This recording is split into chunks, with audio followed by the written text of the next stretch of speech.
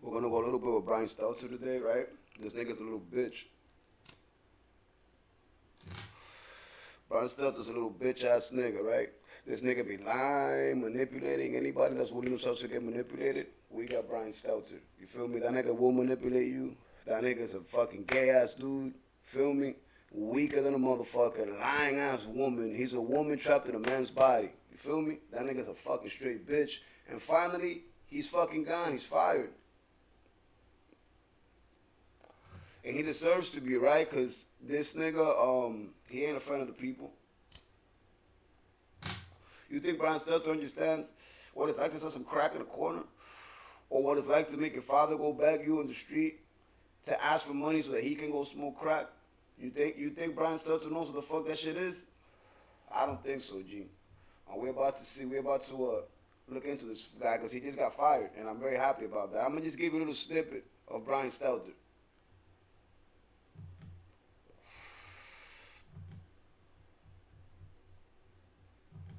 Asked Brian to, on national television, admit he and his network are a bunch of liars about Donald Trump. This is Kevin. So that is, he was in a show, and it wasn't his show. His show's called Reliable Sources, right? Opposite Day. We used to play that game Opposite Day, me and my sister. Reliable Sources, right? So this nigga goes into another show, and people call him, right? And they're not screening the calls, so they're just giving it to this dude. You know, this is him uncensored, which is why he's no longer on air. Even CNN had to fire this guy. Kevin in Princeton, Indiana. Good morning. Yeah, Mr. Stelter is the biggest minister of misinformation I have ever heard, and I'm a news junkie. He made the statement just a few minutes ago that he is all the stories are always evolving. Yeah, his stories absolutely evolve. Brian Stelter. His stories evolve. Look at his face. Mrs. Potato Head. Thank you for the feedback. I appreciate it. Savannah, Georgia. Rick, good morning. You're next.